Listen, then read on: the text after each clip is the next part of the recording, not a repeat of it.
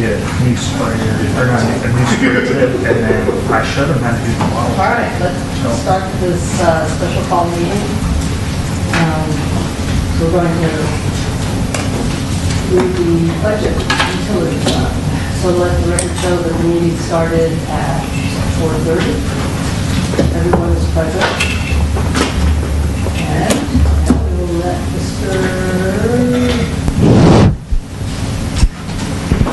Before John gets started, we have Dan Jackson give a brief overview of the gas analysis for the state of Castroville. So I'm going to turn it over to Dan. Thank you. Mayor, members of the council, thank you very much for inviting me to come here to speak with you tonight. My name is Dan Jackson. I'm Vice President of Wildan Financial Services. We have had the privilege of being the city's water, wastewater, electric, and gas rate consultants for the last 5 years. The purpose of my presentation today is to talk with you a little bit about rates in general, but also to talk about what we've been doing over the last 5 years with regards to the city's utility fund. Rate making is a very, very interesting field because it depends on much more than just a financial analysis. Rate making is really the result of the policy decisions that you as a town or city ultimately decide upon. You know, we all have an objective. We all want our rates to be as low as possible for as long as possible. Makes a lot of sense because nobody wants to pay more for anything at any time for any reason. However, at the same time, you have a fiduciary obligation to manage your utility in a way that provides the highest level of service to your customers and also provides a utility that can be handed down to future generations that's in good shape. I have many clients around the United States. I'm based in Plano, and I have about 80 clients here in Texas and a couple of hundred clients around the U.S. and the Pacific. And I have some clients who have incredibly low rates, unbelievably low rates. They also have systems that are falling apart. Because part of the way that cities keep their rates artificially low is that they don't invest in the future of their system. And so sometimes keeping low rates can be counterproductive to trying to keep your utility operating properly. So these are the kind of decisions that every utility faces. How do you balance the need and the desire to keep rates as low as possible with the desire to have a high quality of service and a good and a utility that is in good and sound financial condition? So in my presentation here, I'm going to talk a little bit more about what's happening in the rate industry in general, because I think it's very important for decision makers like you to understand what's happening around the country. Then I'm going to talk about what we've done over the last few years, and then your decisions going forward. So if we go to the next slide.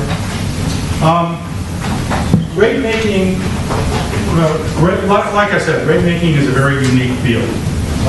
It is subject to factors that are not only internal in nature, but also external as well. What's been happening in the utility industry? Well, as we enter the 21st century, the cost of all utility services continues to trend upwards. You've got 4 utilities here: electric, gas, water, and wastewater. The electric and gas utilities have seen a lot of volatility in the last few years. Costs, your wholesale costs have gone up, and they've gone down, and they've gone back up. And so for that reason, there are times when you're actually able to lower your rates, but then you have to turn around and raise them again when, for example, a new gas contract goes into effect that raises your wholesale rate, or other factors that are beyond your control. Water and sewer costs are much more stable because they're not subject to the kind of volatility that you see in the electric and gas industry. That's the good news. The bad news is that in general, water costs are going up at a rate of about 5 to 6% a year. And the American Water Works Association expects that rates across the United States are going to triple in the next 15 years. Now, why is this happening?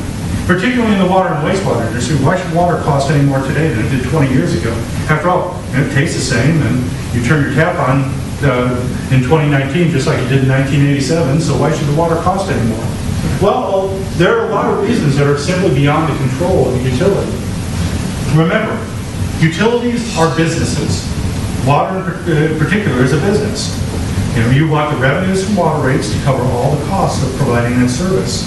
So, when business costs go up, you've got no choice but to pass those costs through to your ultimate ratepayer. Cost of everything goes up by at least 3% a year due to inflation.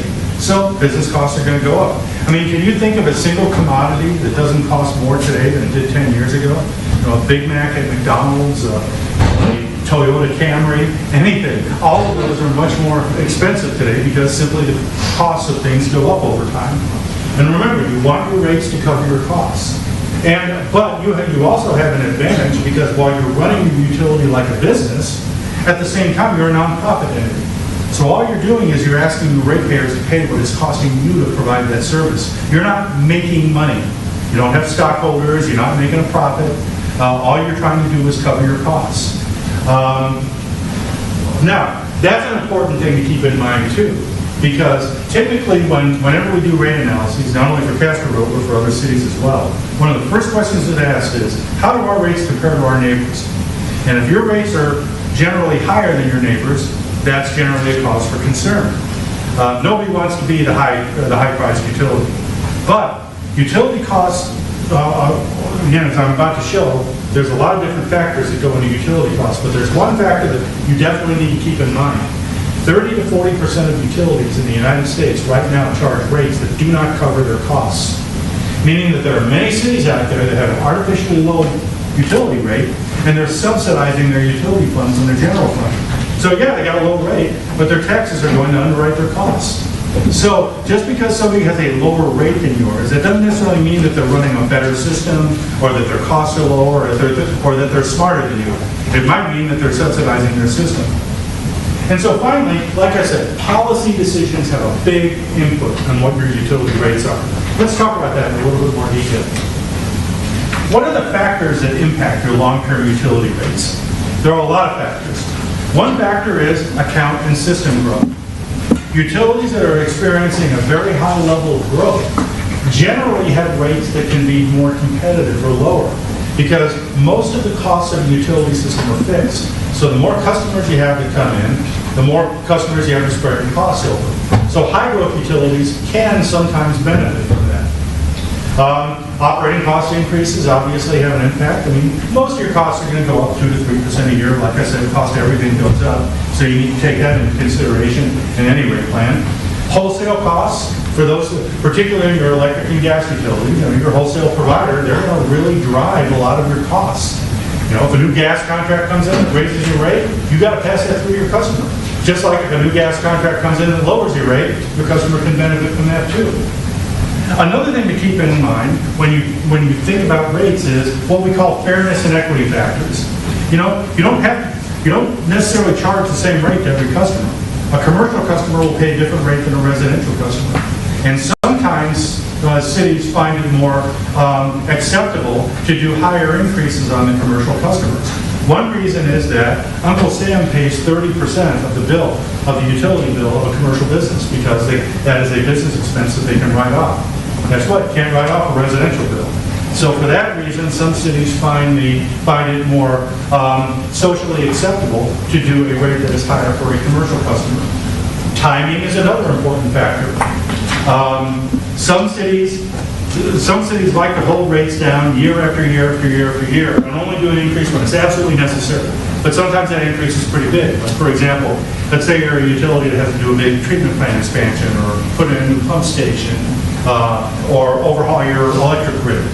Well, if you have a big capital expenditure, then you have to do a big rate increase in order to cover that. Other utilities just generally do gradual increases every year. For what it's worth, my experience in doing this over 30 years is that ratepayers generally prefer gradual annual increases over one big sudden increase. Utilities sometimes think they're doing their ratepayers a favor by holding rates down for year after year after year. And then they do a big expansion and they have to do a big rate increase in order to pay the debt on that. And what happens is customers very quickly forget about the fact that their rates have been low for many years and they focus on that one big increase. Because customers don't like to be surprised. They don't like big increases. They don't like opening up their bill and see a lot more than the previous month. Whereas had they been doing gradual increases, then you can gradually absorb that cost over the years. And then finally, capital improvement plans are a big factor. Capital improvement plans, or the money that is invested into your system, impacts your rates in 3 ways. 1, how much do you have to spend? 2, when do you have to spend it? And 3, how do you finance it? Once again, it just depends on what your managerial decisions are with regards to your capital improvement plan. That will impact the quality of your service, and it will impact how high your rates are. All of these factors can vary. That's why the rate-making decision is not generally just a financial one. It's not a matter of just building some computer model and having the rates get spit out at it. The rates are ultimately a function of all the decisions that you make regarding these different factors. So, I do want to emphasize the capital improvement program because, water, particularly utility systems, either gas lines or water lines or buried electric lines, people don't see them. And so if you don't see it, you don't know where the money's going. The problem is that when you don't see it, it can get really, really bad very quickly. As you can see, if a capital improvement program is underfunded, you run the risk of lines rupturing, you run the risk of flooding, you run the risk of catastrophic failures in your electric grid. And so yes, it's not easy to spend a lot of money on that capital system, but utility systems are very expensive. They're expensive to build, they're expensive to maintain, and like any asset, they wear out over time.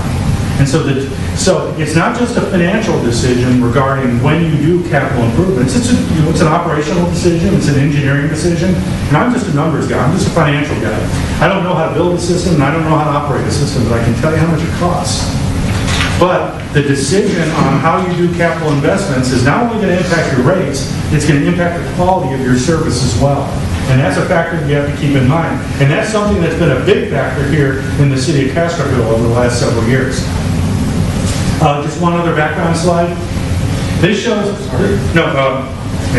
this slide here shows how much water and wastewater rates in particular have been increasing in the United States over the last several years. You see how much they've gone up on an annual basis over the last 20 years? That's going to keep going up. I mean, I think we're very blessed as Americans that we have water and sewer service to our, to our homes inside. And 70% of the 70% of the households in the world do not have running water. We have running water.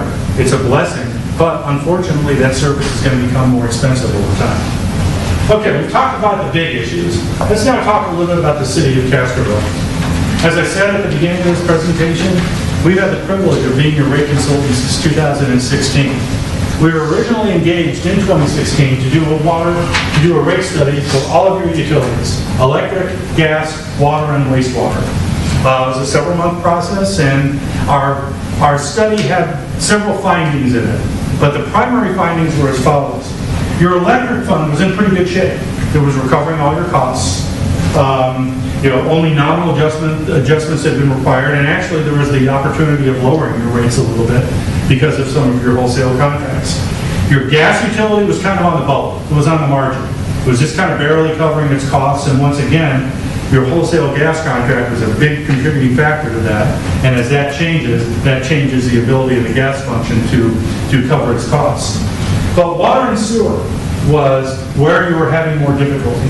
Those utilities weren't covering their costs. And so the study recommended a fairly aggressive series of rate adjustments over a several-year period that would enable the water and sewer fund to become self-sufficient. It was not easy. The rate adjustments were relatively large in scale, but it was necessary to ensure that each utility was covering its costs. We recommended a multi-year plan. The council adopted the first adjustment in 2016, but they deferred the 2017 adjustment. And in 2018, we were asked to come back in and take another look at the system. And that's not uncommon. I mean, remember, financial forecasts are not guarantees. They're predictions based on a series of reasonable assumptions.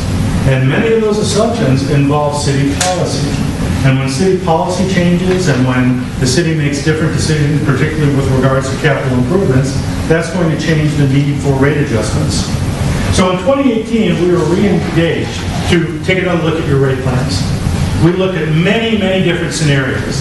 The council and staff wanted to look at a lot of different ways of kind of funding your water, your utility system. One thing we looked at was what would happen if there were no rate adjustments at all.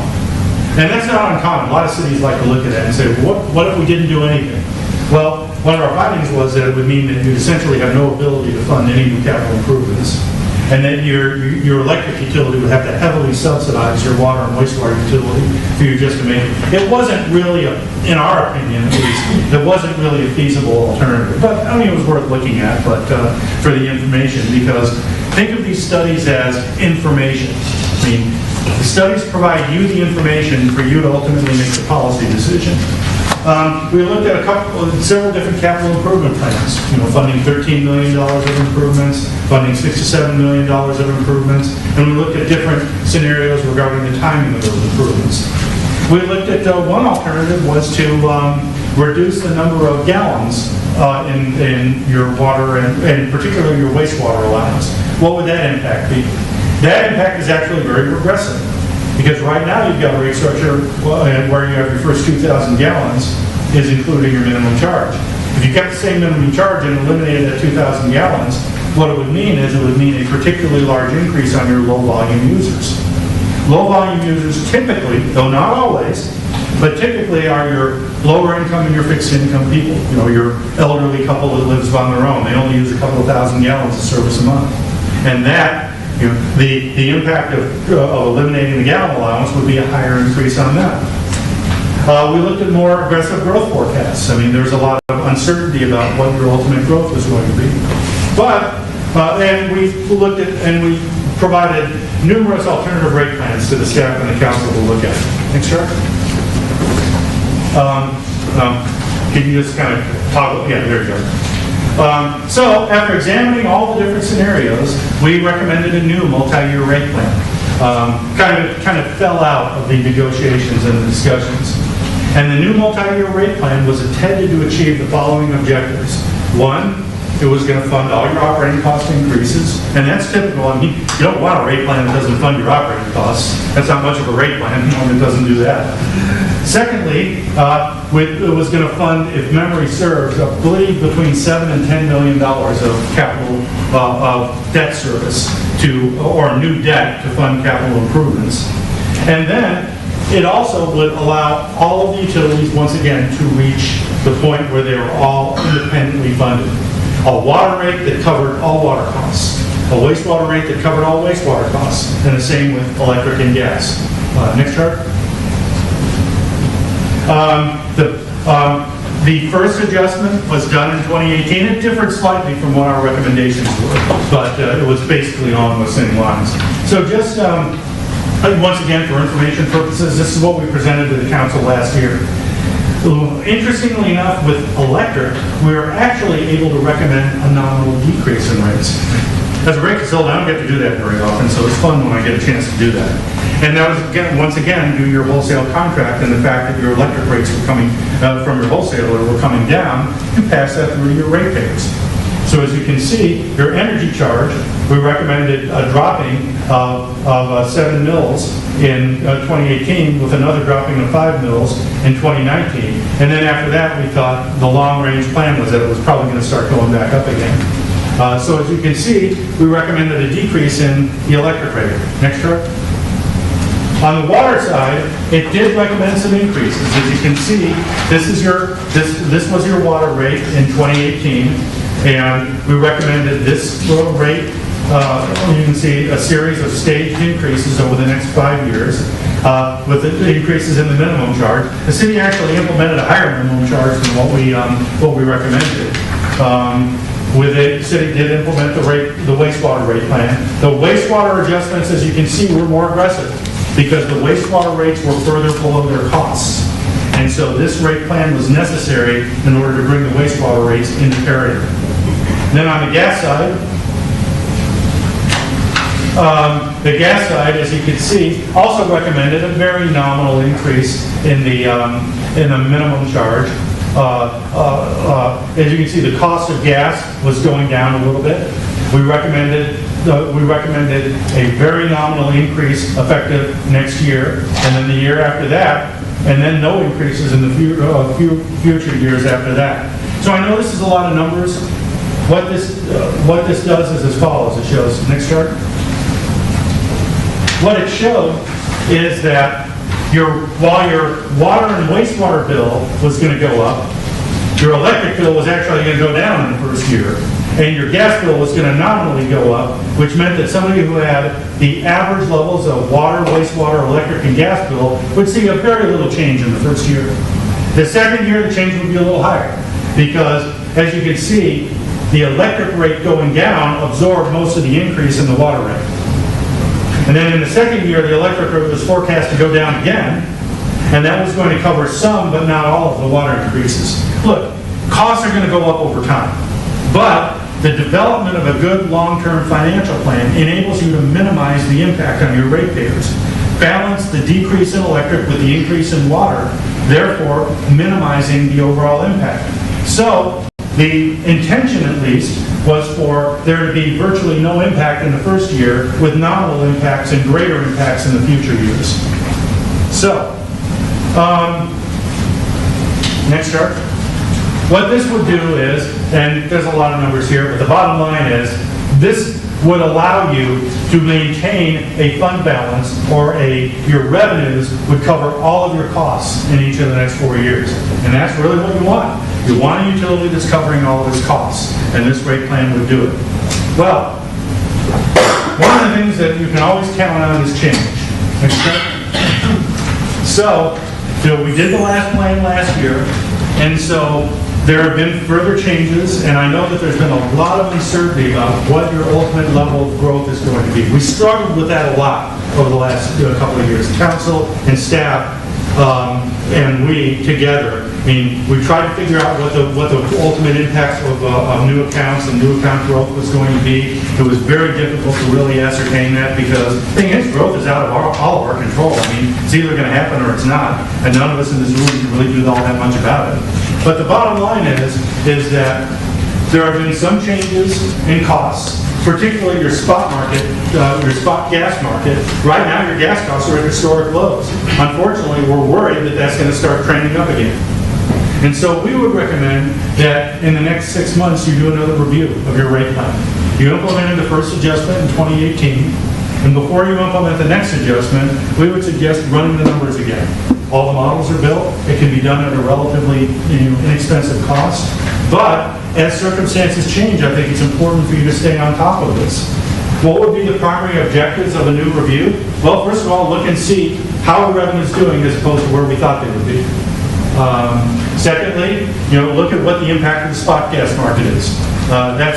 Tell me what gas prices are going to be like next year, and I'll be able to run the numbers for you. But if I could tell that with certainty, I'd be on board. Look at your power supply contract. You've got a new contract, as I understand it, was effective at the end of last year. We want to take a look at that and see how that's impacted your costs. Look at other factors, count growth, weather patterns. This has been a very wet year. I can tell you, in the Dallas-Fort Worth area, it's been an incredibly wet year. I know it's been wetter than normal here, so your water revenues are probably down a little bit as a result of that. But weather is always going to be that X factor when you're looking at utility rates. And then finally, provide a revised rate plan. As a new council comes in, as a new staff comes in, you've got the opportunity to take a look at these rates and make sure that they still are in line with what your plans are, your expectations are, and your goals are in running your utility. So, how does a long-term plan benefit the city? Well, a lot of people think when you talk about a long-term rate plan, that's code for rate increases.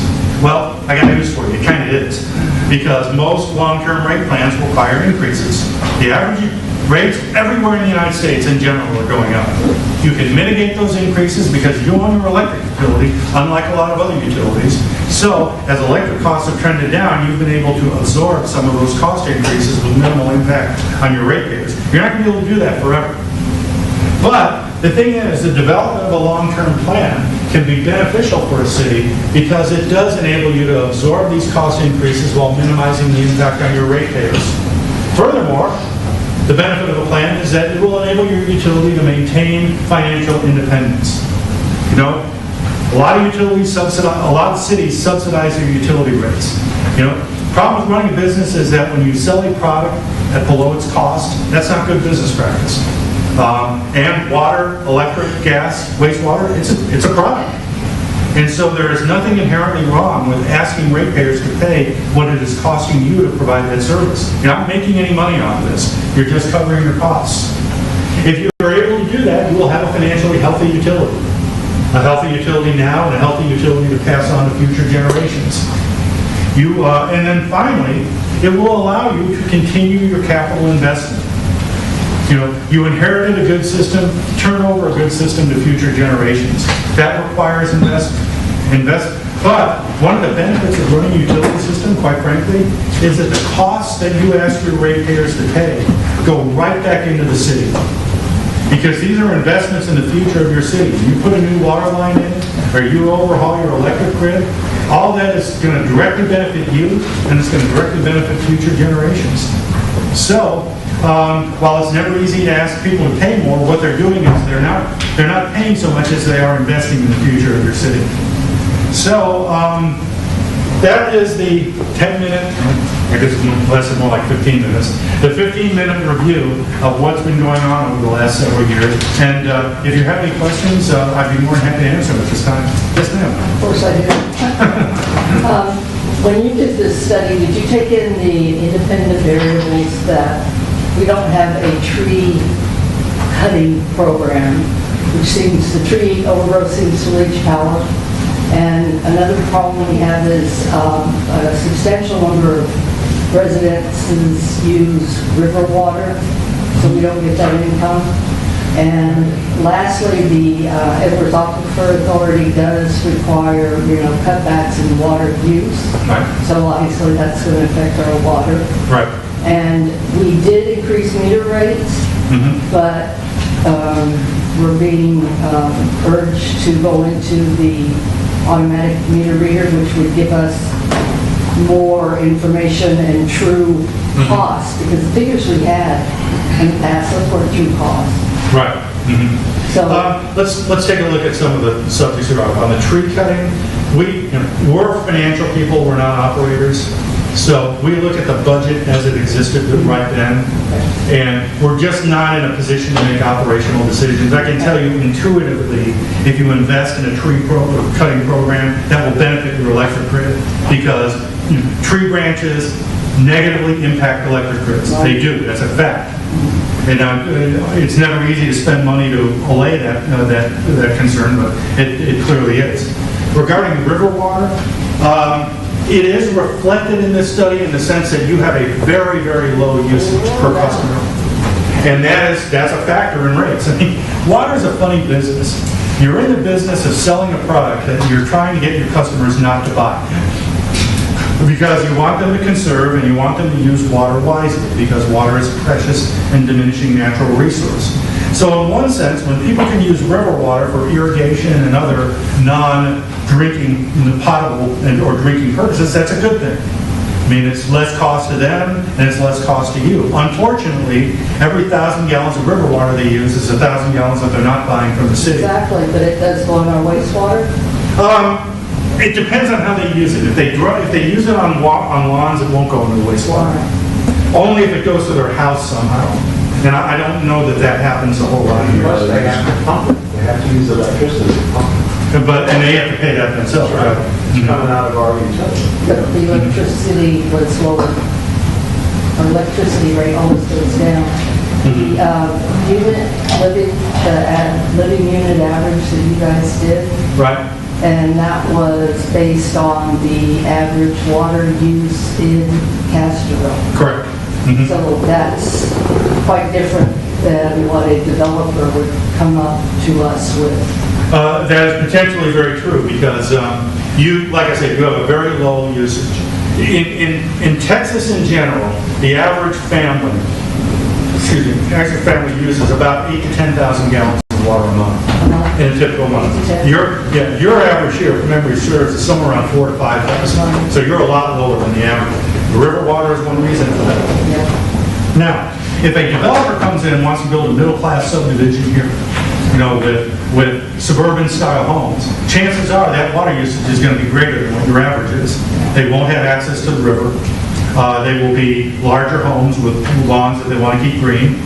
And so, in a sense, that's a good thing. You sell more product, you make more money. But But that would have to be taken into any long-term financial plan. And that's why it can be very tricky to do forecasts, because, you gotta take all this into consideration. And, developers come in all the time and say, I'm gonna build 200 homes out here. And whether they actually build them or not, I don't really know. But you have to take that, you definitely have to take that into consideration when you do these kind of long-term plans. Then finally, with regards to meter reading, information is the key to any long-term financial plan. And the better quality information you have, the better your financial plan can be. Automatic read meters are awesome when it comes to giving you really, really good information about how people are using water. They're not cheap. However, they also mean that they also can save money in the long run, because you don't need people manually reading meters any longer. Every city I've ever worked for that has gone to automatic meter readings say they'll never go back. Say this is the greatest thing ever. And it's getting really sophisticated too. There are some cities now that have apps for your iPhone where you can track your personal water usage on a daily basis. It's amazing stuff. It is the future, that kind of stuff. It's an investment. So it's one of those decisions that you make in the long run. And then we have, we have voluntary water cutbacks. The city created them themselves. It's not actually official. Yes. Mm-hmm. And we lose a lot of money that way too. Yeah, and again, you're selling a product, you're trying to get your customers not to buy. You have to take that into consideration. Also, when your suppliers, when they say, hey, we want you to cut back water usage, LCRA or whoever wants to cut back water usage, wants you to cut back water usage, well, that's going to impact your bottom line too. It's a balancing act. You have to take all that into consideration in a financial plan. And also, there's the other old financial principle that says when you raise the price of something, you get less of it. So what our model does is, our model has what's called an elasticity factor, where the higher the rate, then that reduces the average usage. Look, a lot of it can be a little speculative, because you can't predict with perfect certainty. 2019's been a very wet year, so everybody's usage is down this year. Everybody's. I work for Plano, my hometown of Plano. Last year they sold 22 billion gallons of water. This year they're going to sell 19 billion. 3 billion gallons less. That's 15% less because it's rained so much. What you get people alluding to is you got to pay each utility has to pay for itself, which I agree. However, and don't get me wrong, I don't want to spend any more than I have to, should there but not be a little buffer to start putting money away for problems? Or do you want to try to get it as close to zero as possible? It's always good to have a contingency balance, because always expect the unexpected. So it's always good to build a little extra in any rate plan. What percent should you figure in that? Yeah, a couple of percent is always good. And then some cities are very aggressive in establishing what they call repair and replacement funds, where a few $100,000 a year, they just plain take it and they put it into a savings account, and they wait, and that way they don't have to issue as much debt. But the higher your replacement fund, the higher your rate has to be. So once again, it's that policy decision. Dan, with utilities, does GFOAs at 2 to 3 months, if they really like an unrestricted fund balance, that's what's recommended? 60 to 90 days is what they like to recommend. You'd be amazed how many utilities don't make that. I have one more question. Due to the type of soil here, we have clay soil. So when it's really, really wet, we can give you a trend report that shows we have major repairs in the summer because of the cracking and the type of pipe we have and all that sort of stuff. So we know for sure that summer is going to be horrible as far as repairs. Right. And it's going to cost us a lot of money. So could that be a John? Can we figure that in, as the supplier said? Absolutely. The way these kind of processes work is, you tell me how much you need to spend, and I'll tell you what the rates have to be. And sometimes it's an iterative process. Sometimes what you do is, what we always tell a client is, the first pass, put in everything you reasonably think you need to do to your system in terms of capital improvements.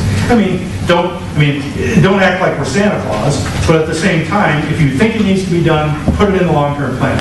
We'll run the numbers, and if the rates come out, being, if we could calculate the rates, and if I show them to you, and you guys go, oh my God, there's no way we can do that, then at that point, you come in and say, okay, all right, that's too high, let's start prioritizing some of these projects.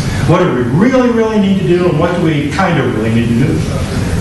So that's kind of how it works, but that's why information is the key to making the right decisions, and that's why these kind of financial plans and studies, well, it's never easy to pay guys from Plano like me. The benefit is that you get the information you need to make the most appropriate decision for your city. Yes, sir? In regard to smart meters, in your experience, have you ever seen an instance where a city regretted going to smart meters? Never. Not a single time. Never. Never. I had one client, I do a lot of work out in the Pacific, for island nations out in the Pacific. I just got back from Fiji 2 weeks ago. Somebody's got to do the water. But I had one utility that they had a lot of problems with their smart meter because what happens, tropical climate is very different from the U.S. And so the company that did it put in U.S. type meters. It was Saipan. You may be familiar being with your military background, Guam, Saipan area. And the meters didn't work, so they... Yeah, so make a long story short, they instead of pulling the meters, they made the company come out and replace the meters with meters that were more appropriate for the climate. Now, it would seem to me that if you're going to put meters in Saipan, you would Google Saipan and say, wow, that's a different kind of environment. Maybe we need a different kind of meter, but what do I know? I'm just a financial guy. I have one more question. So, terms that fit, but if we were, I know that I talked to the River Authority and they should have permits. I don't know if they do or not, but that's not my purview. But would there be a possibility of like a surcharge or something? Or is that unfair? A surcharge from them to you or from you to your customers? No, well, yeah, from them, since they don't pay the average living unit equivalent. Who is they? Yeah, who's them? The people that use the water for the river. Well, the people, and speaking for myself, people who use water from the river also pay 2 to 3 times property taxes. Right, I would agree. I can't find that. You need to help me when we have to look at these. Just look at the values. No, well, when Ms. Dixon's coming, because we're going to ask her about that, because I tried to find it and I couldn't. Yeah, this was a try maybe 18 years ago. And if you want to start that hornet's nest, go ahead, but as I recall, when that was brought up by the councilman, like I said, 8, 10 years ago,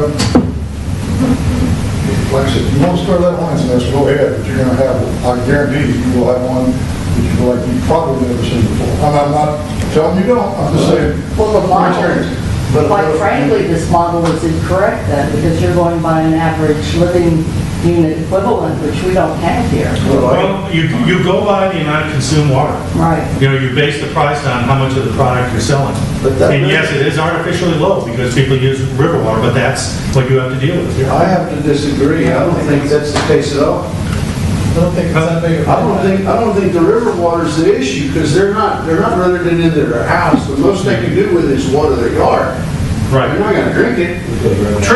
True, but they're watering their yard with river water instead of what could potentially be city water. Okay. If it were city, They're not going to water, they're going to water more with the river than they are with the city. Sure. That's true. Because How many river lots are there? There's at least 145, at least. so what it means is that if none of these people use river water, the city would sell more water. No, How much more is definitely debatable. That's what I'm debating. Yeah, because it wouldn't be a 1-for-1 substitution because the city water is simply more expensive. And they water less. And they water less. It's pretty, if you look at a map, it's pretty intuitive that the vast majority of the river lots are at least 2, if not 3 times larger than the residential lots in almost every case. So it's understandable that they pay more the property taxes, but they're getting more for their property tax. If they have a huge lot, they should pay more property tax. It's got nothing to do with water. And I agree with the mayor, but I don't see any remedy in Texas. It's pretty much a go to war thing. Have you worked with the Broadsvilles? What do they do? I've never worked with New Braunfels.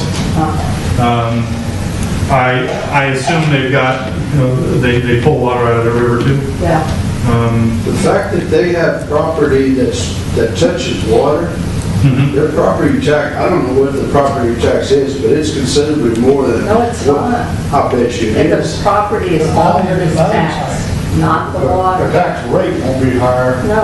But the valuation will be higher. Right. Pay more of it. Right. We're not in accordance with acreage, it's No. also, I mean, you don't want to know what I pay monthly in taxes. I bet you I pay as much. How much you pay? I'm going to bet you a month's. 5,900, 5,900, that annually? I got double that, and you have probably twice the land I do. possibly. I've got a standard size city lot and I pay almost that. I don't have any. Part of that is improvements. Mine's part of that is .29 or something like that. Me and my wife can keep our water bill to the house. I'm not counting the sprinkler system. 5,000 gallons a month, no problem. But we're talking about an average living unit. That does not mean 65 and over with no kids. And I don't know if you're 65 or not. Mayor, you know what the average is, what's it gonna be, around 4 Yeah, for us, something like that? yeah, 4 Yeah. children. No, well, you're, in this case, okay, you and your wife is 5. The two aren't gonna really double it. Depending on your kids, you're gonna, like, What's that? the triple. But she likes to wash her hair. But I used to have a daughter that would take a swim about 3 times a day. Yeah, that's the problem. And when people with children are leaving us, we are not keeping them. And so we're gonna have to take away the 65 exemption. It's scary. We need money, we do. I'm not saying that's the answer, but, Right. and adjustments, is it also a problem that we brought up because we're adjusting customer, problems, and we're adjusting for it?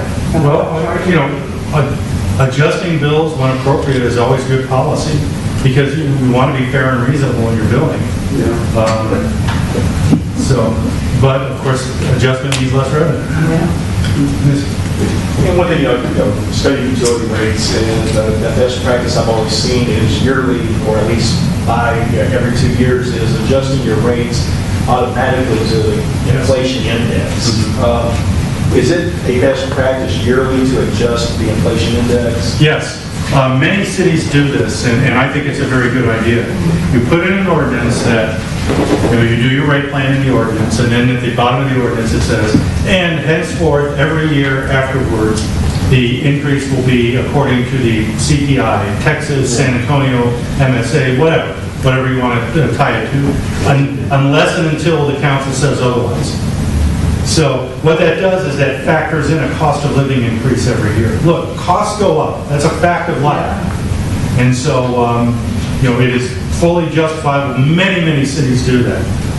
Because the alternative is you cut services. Yes, that's true. Basically, you cut services. That's true. You want to keep the same level of service, you have to raise the price equal to the CPI. Now, the city can always go back and reevaluate the rate plan and change it. Let's say you were to adopt a multi-year rate plan like what we recommended. For 5 years, every October, your rates would go up by a certain amount. You can always go back at any time and reevaluate it. If it turns out that you're growing more than you thought, or your revenues are higher, or there's a drought and people are using more water, and your revenues exceed your expectations, you can always go back and scale in the plan. But the good news is the default option is that the rates go into effect every year, and you're going to need it sooner or later. You're just simply going to. And did you ask him about if we get development, that we're not going to be able to subsidize anything with electricity? Right. We won't have it outside the city. Yes. So our sole revenue will be water and wastewater. Right. And there's nothing inherently wrong with asking somebody to pay what it's costing you to provide that service. Out there. And you can make the irrational argument, particularly for new development that comes in, that why should people who are on your electric grid subsidize people who are not? Because that's essentially what would be happening.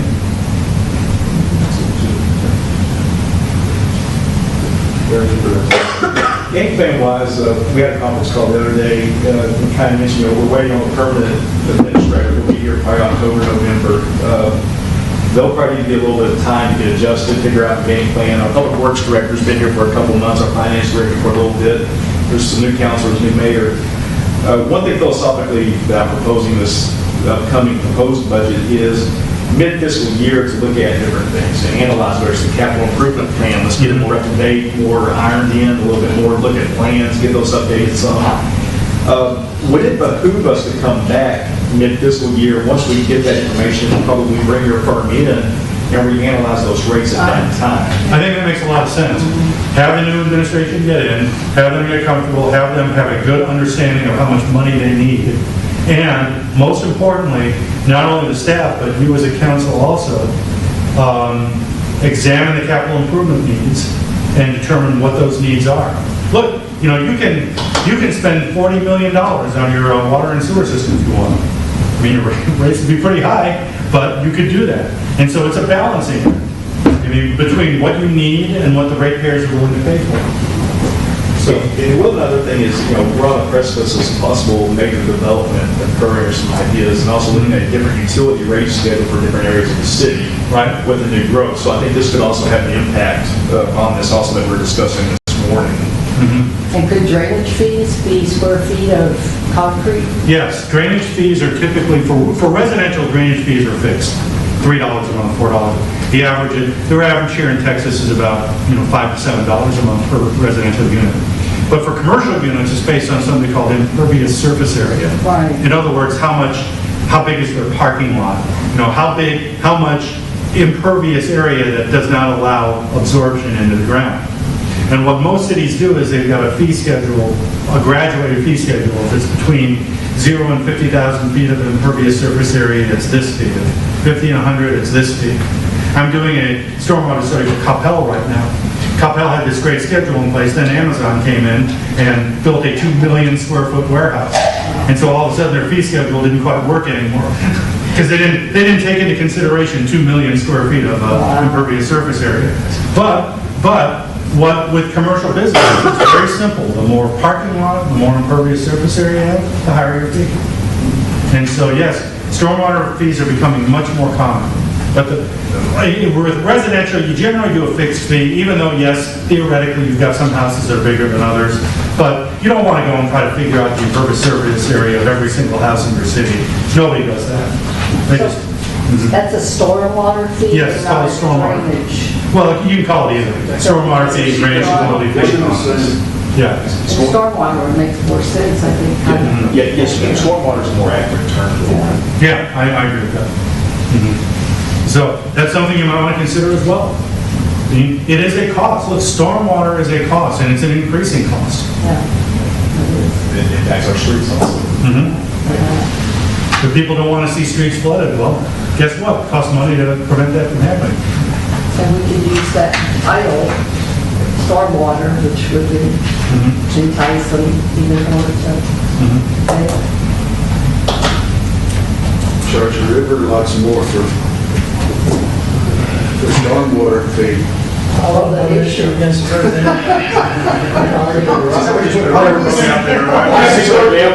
Well, put it out there right now. I'm telling you, which side of that battle I'm going to be on. I think if you want to suggest adding a surcharge to river lot owners, and if you want to get rid of the 65 and over fee, you're not going to get support here. Oh, I'm the same here. I mean, the river water, they'll have to get permitted, and that's fine. But the 65 and over, they have to. Why does they need to get permitted? They changed the law, you have to have a permit. Are they grandfathered? No, not anymore. I'll get you the legislation. I'd like to see that. Just public notice. Oh, no, I wouldn't. Because I thought if it was for residential use, you didn't have to. But now we're all things change. fluent. I would like to see it. I'm sorry. Yeah, you can do something. But probably the challenge of effluent is getting it there. Yeah. You have to build a separate system, Then again, we'd be losing money. Well, I mean, those systems aren't cheap, unfortunately. So some cities are starting to toy with the idea of using effluent. There are two challenges to using sewer effluent. The first is the cost of building the distribution system to get the effluent. Then the second is what I euphemistically call the ick factor. There are people that don't necessarily want what they consider to be, quote, toilet water, unquote, being used to water their extremities. It's unfair because sewer effluent is almost as clean as drinking water. But try convincing people of that. Well, there's the amount of water we've got on this planet has been here for billions of years. We don't have, the water you're drinking right now here is through a dinosaur. So, I understand the impact of that. yeah, you're right about that. Along the Grand River, if they didn't reuse it, they wouldn't be drinking water. There would be no drinking water in Brownsville, McAllen. Supply that.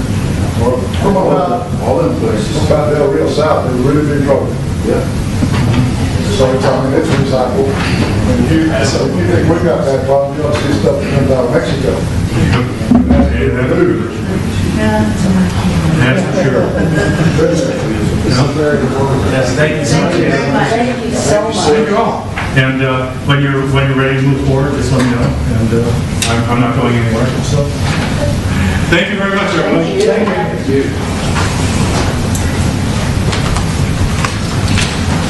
Have a safe trip back to Dallas. Make it storms. Since they shook your hand, I guess I have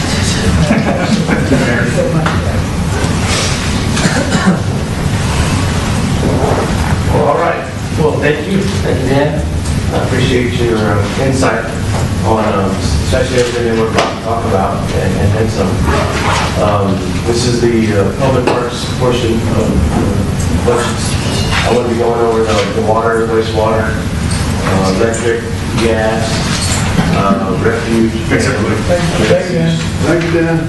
As well as the utilities administration.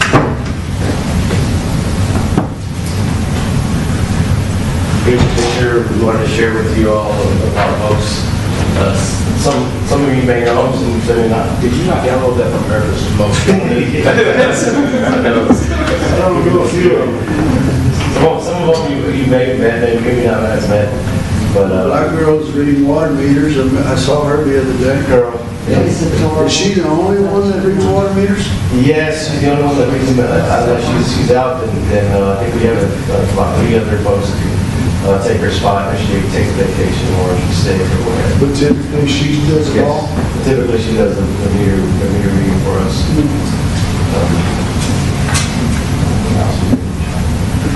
Who's the guys that do the electrical for you on that picture? I'll try to see if I can get them nice. Top two, Laser thing? top two right. And the new fire zone on here.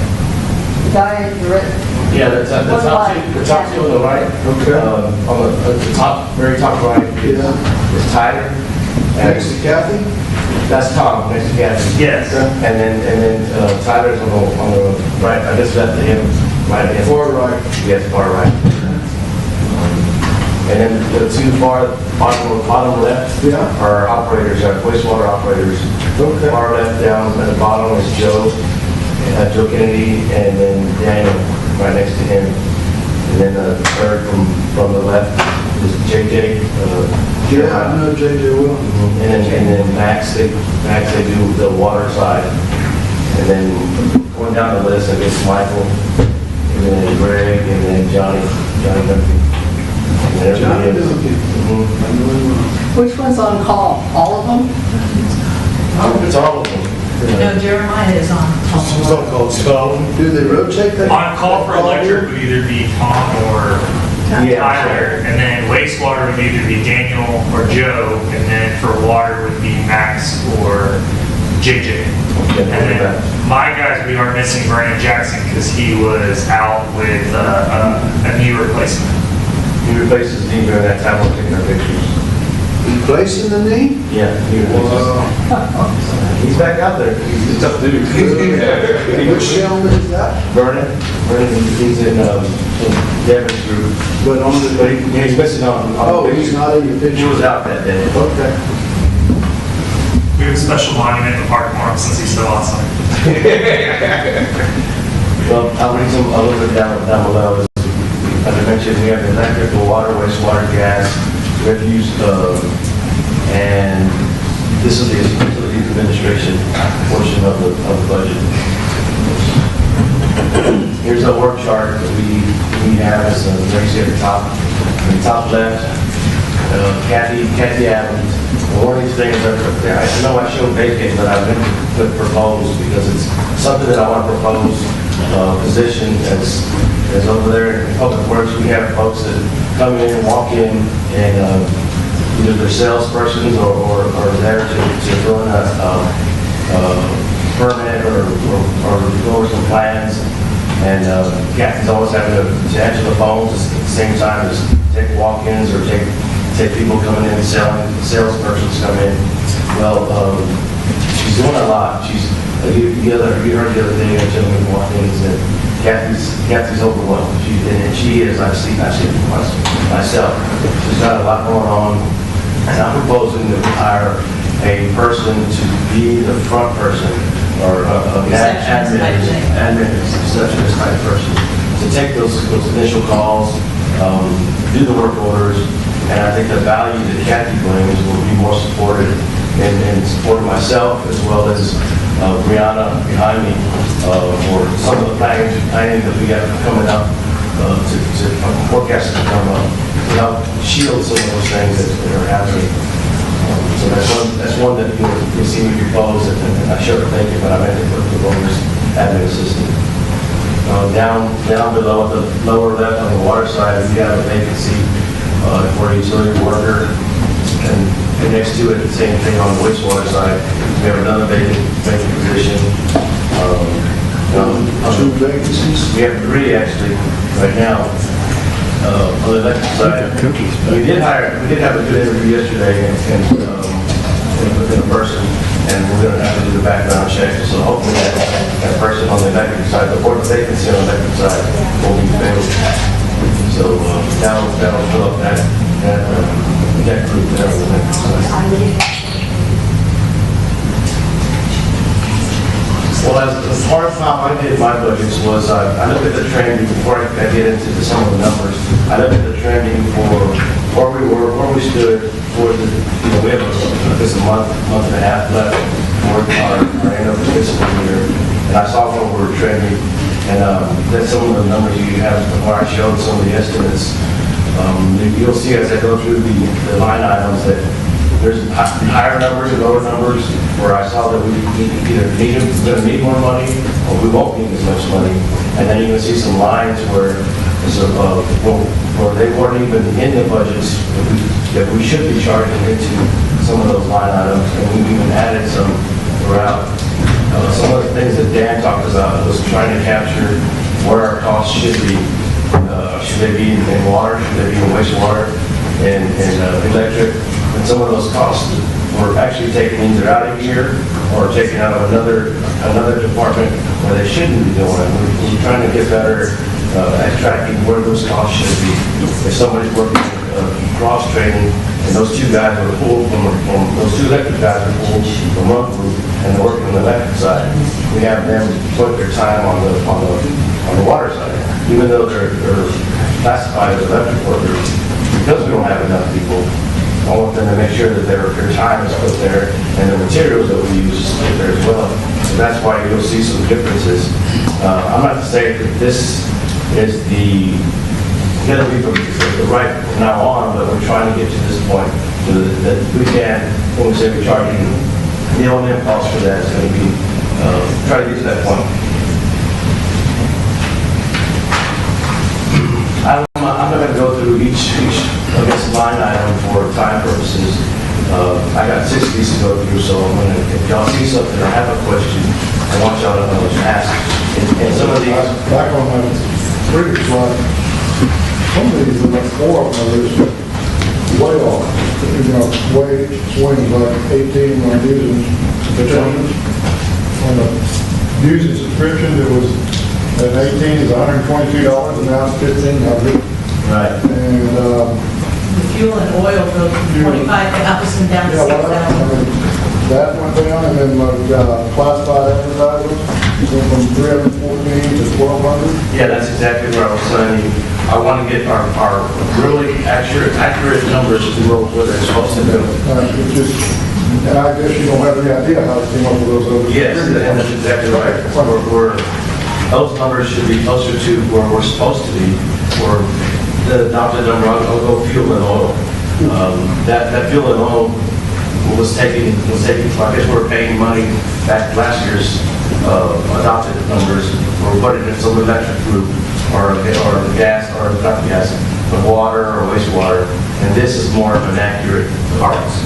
You were doing budget transfers, is what you're saying, with the gas, the fuel and oil money? Yes, we're paying for it. The only thing you gotta be careful about a fuel and oil is that's as volatile as anything.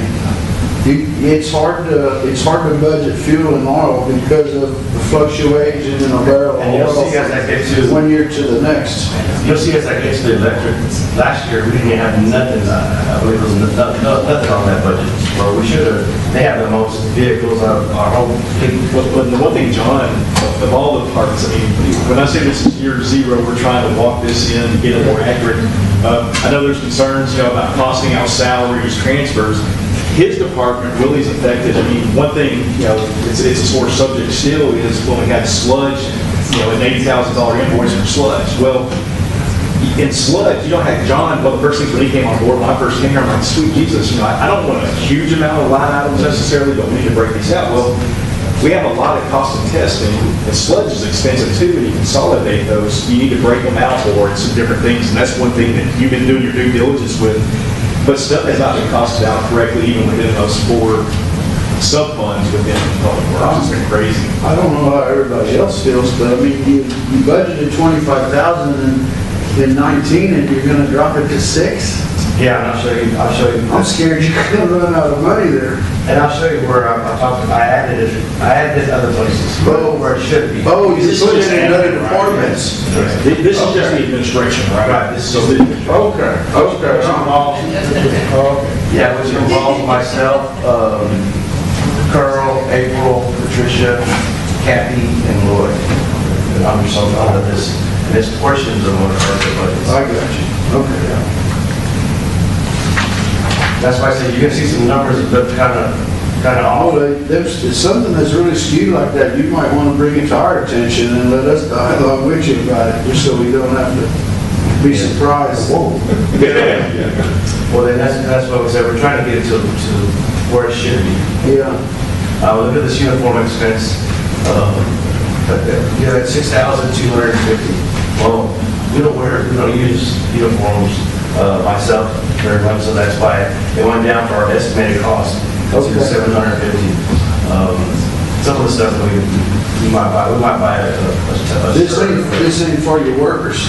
Yes, That is for Administration. This is not. this administration. Yes. Okay, I'm understanding what you're doing now.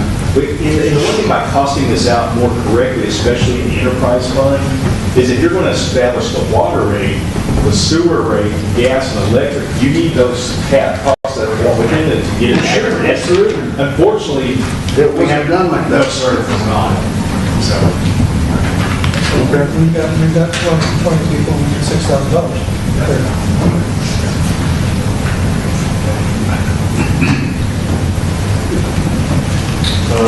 Here, I guess we want to reinvest in some of our employees, so that's why we went up on the travel and training. You'll see some more training costs as well. If we're not going to be able to hire more folks, then we want to be able to get them trained wherever they need to be trained and get some of that put back down into our personnel. Software maintenance and computer maintenance, I saw that as going up on, especially with the administration portion, so I added some more money from the 25,000 to the 30, added up to 32,000.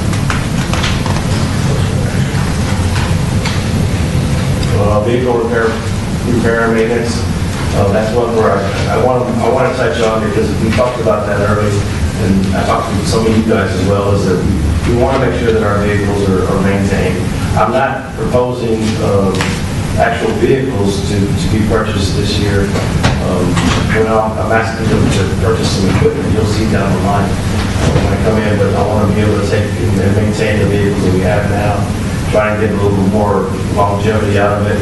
I know we talked about trying to keep our budgets as low as possible, but another thing that Dan mentioned is putting everything you want or putting everything you need into the capital and make sure that this is going to show you the things that we need to improve in the city and some of the equipment as well. Because we weren't doing any maintenance. Right. Yeah. See what it costs, so we got, had to replace an engine because all had never been changed in the car. And if we fund this, which is more of an O&M idle, it keeps the capital down longer. I mean, so, right, and that's an investment in our book. Right. And then here's one area that I talked about putting some equipment in it. Right now, we're leasing these two pieces of equipment where the little mini excavator. I'm showing it in administration, but it doesn't go there. I'm going to break it out and spread it out throughout the electric department, the water and the wastewater. Split it 3 ways? Yes, sir. I think we need to purchase these.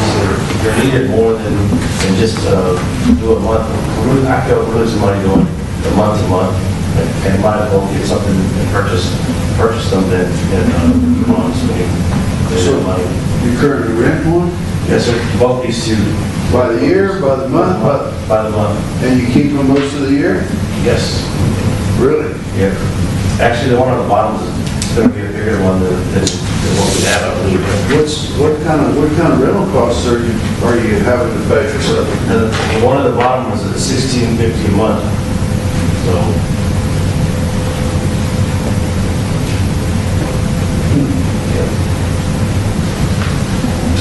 Tell me what the one on the bottom, what do you use that for? We use that for locates, for gas, pipeline, for our own line, water, wastewater lines. Whenever we have locations, make sure the operators don't come in and hit one of our lines or we want to do our own digging. That's what that's used for. Hydraulic excavator. Sucks out the dirt as your equipment. Without injuring any lines. And you currently rent one of them as well? Yes, sir. We're using it out here in the. On a regular basis? So in front of the office. Yeah, that's what they're doing. Yeah, they're putting in there. So a year, that's 19,800. The rental companies don't lose any money. No, I know.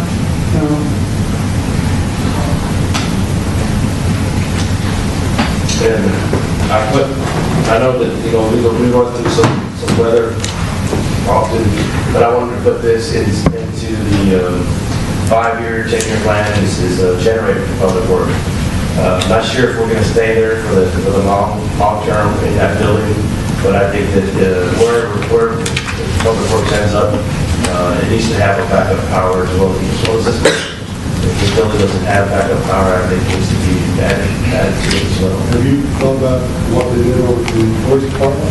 Like they found a surplus one that They did, was just $2,500 they got a surplus. how much more We than might be able to find a good buy. The RMO with the military, they're The $2,500. $2,500 they bought, you know, That's probably a $100,000 win. I would suggest you kind of look Maybe at just with Brian. Yeah, if you look up the RMO, But you gotta be careful, you gotta know what you're buying. yeah. Because you couldn't buy junk.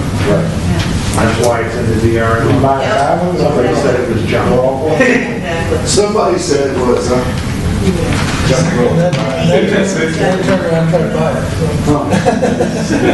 Here's the list that I was talking about. We're going to try and get some longevity of some of our vehicles. You see the age of some of these. Some of these are not being used anymore. We're going to put them, end up having to put them on our surplus list, as well as some other vehicles that we have there at PR. And I'll have to ask how we go about that to help clean the yard as well. Get everything that we're not using no more and put them on the surplus list. The ones that you got listed as core, is that mainly because of lack of maintenance? No, they're just, They're 17 years old. yeah, they're old. Well, I mean, some of them are as new as 2003. You see two of them there in 2003. 2012, 2007, Parks and Rec. look at 2012, and now I'm in the top. Oh, yeah. That's why I asked the question. Yeah, they're in bad shape. I mean, they get used a lot, don't get me wrong, but Eating all the L pretty much. Like the Dodge, the 2012 Dodge. I mean, you say condition poor, but I mean, is it just beat up or? that just was presented to me, I'm not sure. Okay. That's a citywide problem that we really need as a city to have a much more organized plan for our whole vehicle fleet that uses some modern tools to keep track of the maintenance costs so that we can efficiently weed the ones out that are costing us too much money. And we need to have a much better capital improvement plan instead of the way we do it now, when we make a guess every year and then we postpone it for another year, we postpone it for another year. We need to have a smooth plan that replaces a reasonable fraction of the fleet every year. Then we become more reactive. We're doing what you're talking about, we've been doing, we're becoming more reactive and proactive, which is what I think you're suggesting, you didn't get ahead of the game, so it doesn't cost, it appears like it might front cost you a little more, but like you said. And I don't think we have any idea as a city, when you look at the total cost we spend for maintenance, it's all broken up and it doesn't get visibility. And I think we can do better. It's got to be on further up our list when we start working on And it. you're right, and that involves someone actually monitoring or controlling these types of things, controlling the maintenance. I mean, we don't have a mechanical staff. I understand that. But at the same time, somebody would have to say, Jane, when do they get the tire rotated? When do they get the oils changed? When is it, has exceeded that program, either 10 years or 100,000 miles? Is this truck still valuable enough to keep putting money into it? It's going to have to be an automated program where they're on staff. And when it starts reading a certain either mileage rate, then it ought to be getting to that point where we consider getting rid of it, getting new one, and then just keep rotating things in. And your employees have to be bought in on this thing too, because, you know, let's say you buy a new piece of equipment, a new truck, and, you know, I had this same problem when I started at school. You buy a new piece of equipment, and in a year from now, you go and look at it, or it comes in for a service, and it's filthy inside. You know, and to me, that's disrespectful to the people that bought it for you, which are the taxpayers of the community. You know, take care of it inside as well as outside. Get it washed once in a while. If it's filthy, where you can see it, don't tell them what's happening to the stuff you can't see. You know, just, that's all the way around. That's a good point. Take care of it. That's your piece of, I mean, it's what gets you to and from your workplace, so, you know, that's, if you have your truck, how are you gonna go get your stuff done during the day? You gonna walk? I doubt it.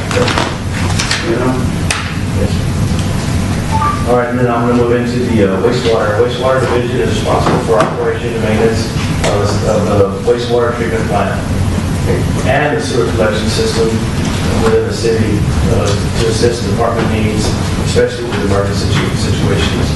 On the left is Joe Kennedy and Daniel on the right. Just a little history on the plant itself. I don't know if I haven't had a chance to talk to you much about the plant, but it's behind the closing date or completion date, working with the engineer as well as the contractor to get to a point where we can take over the plant. It hasn't been completed yet, the project itself. There were some issues with some pumps, on the return activated sludge pumps, as well as the plant water. Those are the two last big things that need to be to be completed for us to take that over. So is it operating at all? Yes, it's operating. It just ain't operating well. Right, we're having some issues with it. Some of the pumps are not staying on, or they should be staying on. Things like that, but we are still working with them, so. This is another example of the second line item where we show chemicals. Well, there was nothing put in the budget for the last couple of years where this plant, or the plants need lots of chemicals, and you'll see $48,000 we're adding for that line item. As well as the fuel and oil. Some of you were talking about some of the fuel and oil. Where did that $25,000? There's part of the 25. Yes. But the 48 that you have on chemicals, it had to have been in somebody else's budget, right? They had been using them, correct? They had to have been using them, right? They had The chemical? Yeah. Maybe not that much because it's a brand new plant. We got to remember Not that. even with the old plant, you need the chemicals. Maybe not that much. You know, you know what I'm trying to say? Oh, yeah. That you should have that money somewhere else. That I'd love to give you an answer. I don't know that. really, you don't have. No. Goes back past them, you don't know what. No, I'm not blaming you. I'm trying to understand this. You can't look back and say, well, it came out of fuel and oil accident either. On where this is right. Well, we got a little bit extra here and pull it out. Right. She said that the money was taken from the sludge money, so that's where I guess some of that cost was I guess being applied from the sludge cost. So then I guess when we get to it, you'll see I guess a higher number when we get to that point. They did an adjustment to move the Okay. chemicals to where they should be. All right, so we might see it in the next few slides. So there you go. Look at the actual 2018 and sludge disposal. $395,000 in once. I mean, that's a lot of sludge. We had to reprocess a bunch of it last year. Yes, that's what I heard. Because it got wet. And the good thing is that the tiger press, right, once it's operating correctly, your sludge flow goes down, because you're not hauling as much water, right? And so that, It's drier. yes, sir. Yeah, once we get everything operating correctly, we should get to a better point of this. We're not there yet, though. Yes. Can I ask a question? Have you had an opportunity to go back and look when they did the original proposal to build the extension on the wastewater plant? And they did a engineering review because the plant was going to be too expensive. So the engineers came in and recommended to the city how they might cut costs. And they did it by removing things and taking it out and lowering the cost. We all know that. It's a matter of record. My question is, have you looked at the things they removed so that we can start putting them into the capital plan? Because we know that they're going to have to be put back in. They're not funded. Yes. I don't want to talk about it today, but it's something you need to be looking at long-term. It's got to go back into the CIP. Yes, you're right. That $3 or $4 million they took out, we keep getting it in drips and drabs. Every year, we get hit with another drip and another drab. It costs more to fix it. And we need to get it out in the open. And it costs more than it did, originally did. And frankly, I feel like the engineering and whoever engineered this should have never said, no, you can't take that out. Because I knew it was coming. So I think we've got some, if not criminal, civil, that's another The city story. council agreed to it, so we have to deal with it. That's all there is to it. So it's just something we have to get in there in the next few years. And you see there the sapling as well. I mean, there was no money in this line item, so. which one? That's in the sapling. How about outside service and contract labor? That's where I'm putting monies into that line item for what I'm projecting that we may find with our televising, our collection system televising. And I'll show you that as I go through. Are you confident that all the things that TCEQ has cited us for, we're now conforming No, you'll see it up here.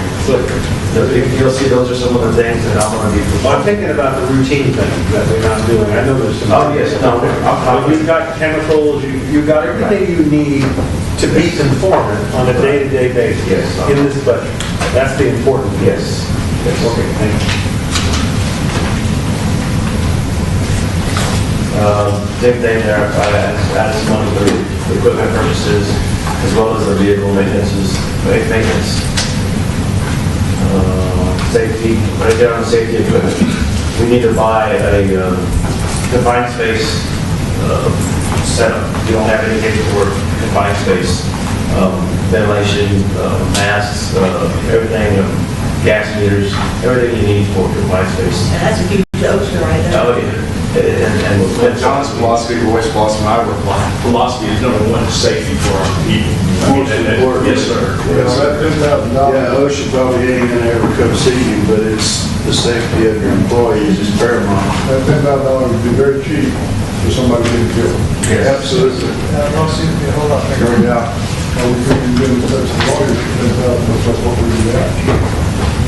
Here, Mr. Garrett, this is kind of what you were mentioning on the next slide is the spillway, the CCEQ, I guess I should have said CCEQ, but right.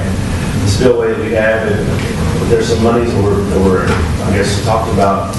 I read in one of the reports that there's some money that we need to investigate what's due downstream, as well as receiving stream, as well as channeling that to get to the river. Meet our qualifications.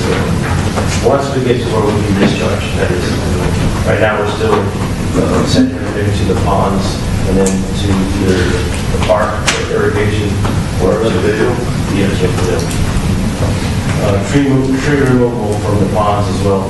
That's another issue that we need to address soon. Has it done nothing with that? Now that's still, the trees are still there. I'm not sure why that. Part of what we've been waiting on that is, once TCQ finds us in violation, we're still waiting on that clock, and what we will do is ask them for time, and then be able to get into that. This will be a multi-year process. It's not going to be a quick answer. Part of the problem that we ran into when I first got here was we had the Ramsey wastewater treatment line.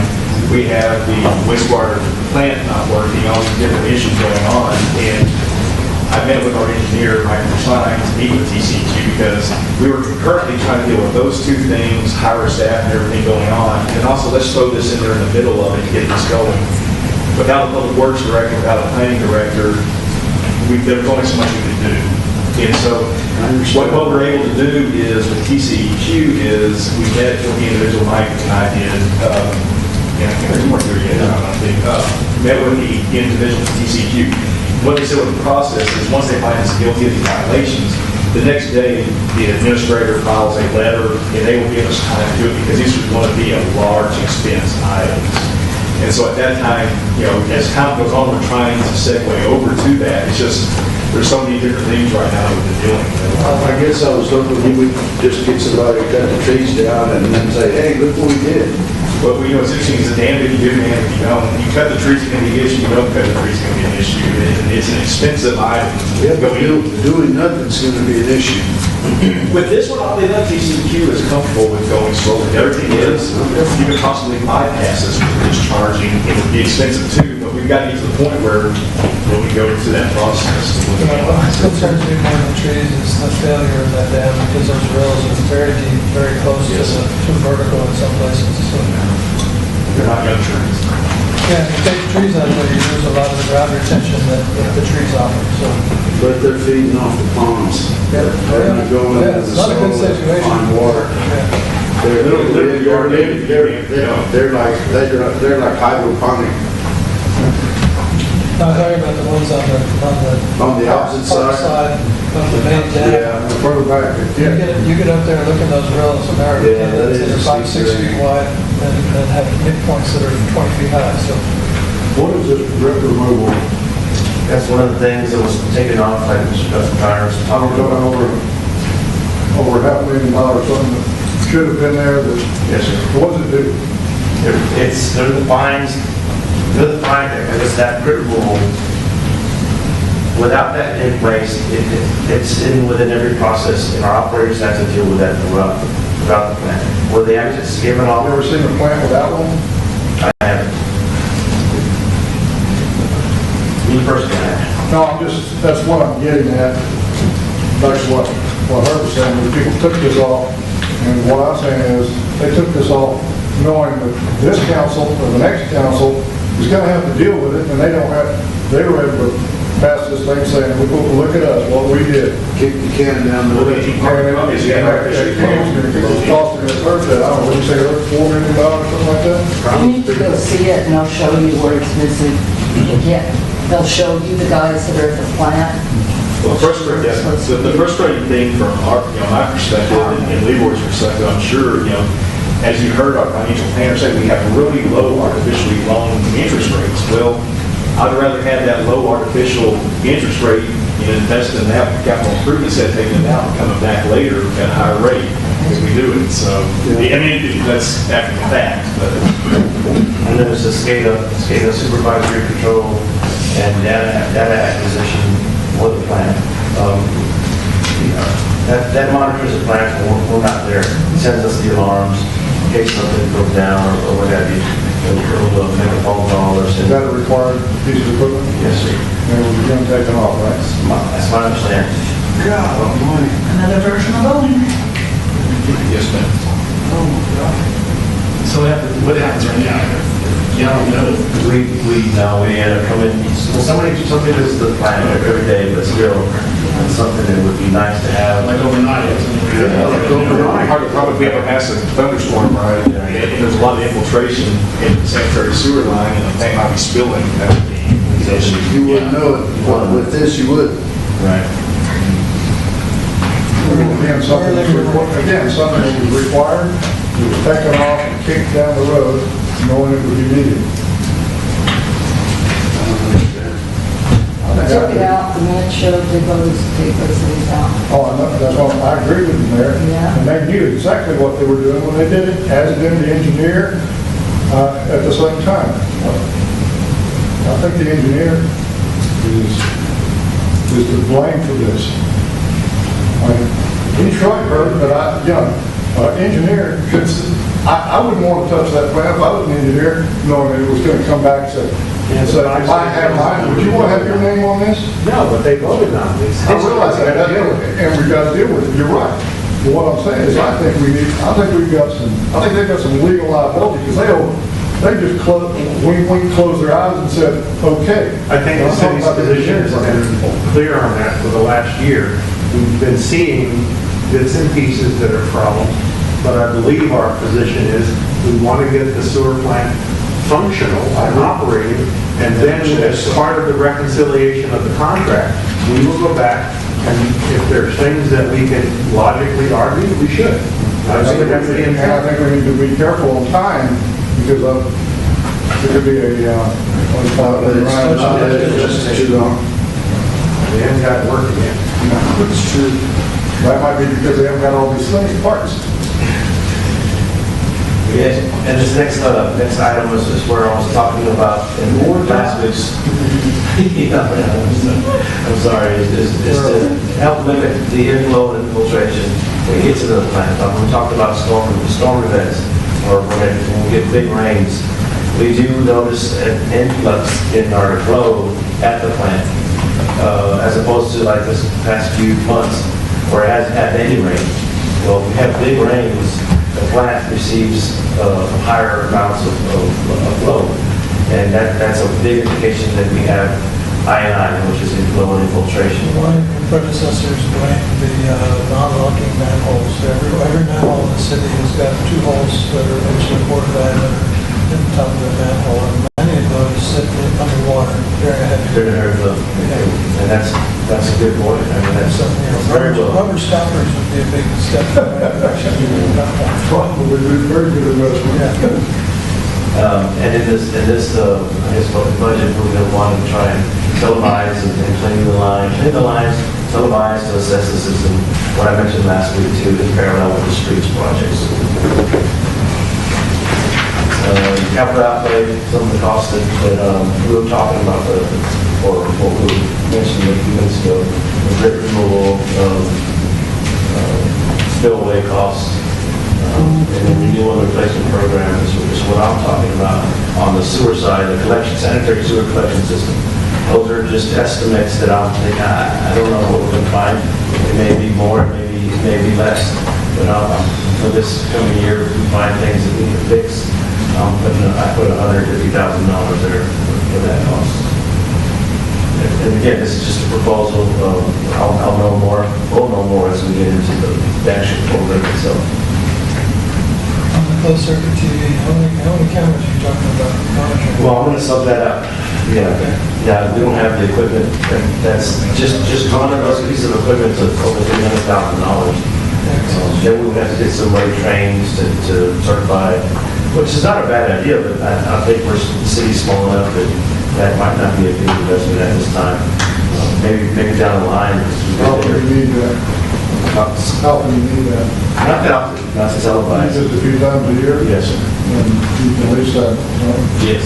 Right. Shouldn't that We be, hire somebody out to do that. shouldn't that be in the contract later? What that? That, those are televisions, the CCTV, should it not be in the Yeah. contract labor problem? Yeah, it could be. Services, company. If you're gonna contract somebody to do it. Yeah, we're not going to do that. I'm sorry. You're right. I'm just asking. Johnny, when was the last time that we did that as far as camera conditioning and cleaning out our lines? To my knowledge, I don't think we have. it's ever been done. That's practice, right? I thought you were talking about monitoring system. You're talking about a download system. Yes. Okay, yeah. Very important. We have lines, we have no idea what the condition are, and lines that we don't know where to go.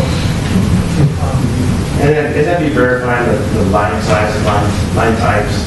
Condition.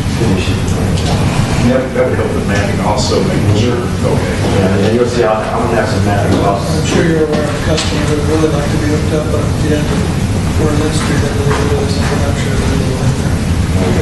Right, and I'll say, top of the hill, top end, and nobody knows what's going on.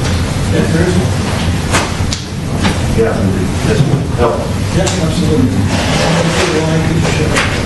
It depends on how dirty in other cities, I see where they had to clean those lines To get a camera in there.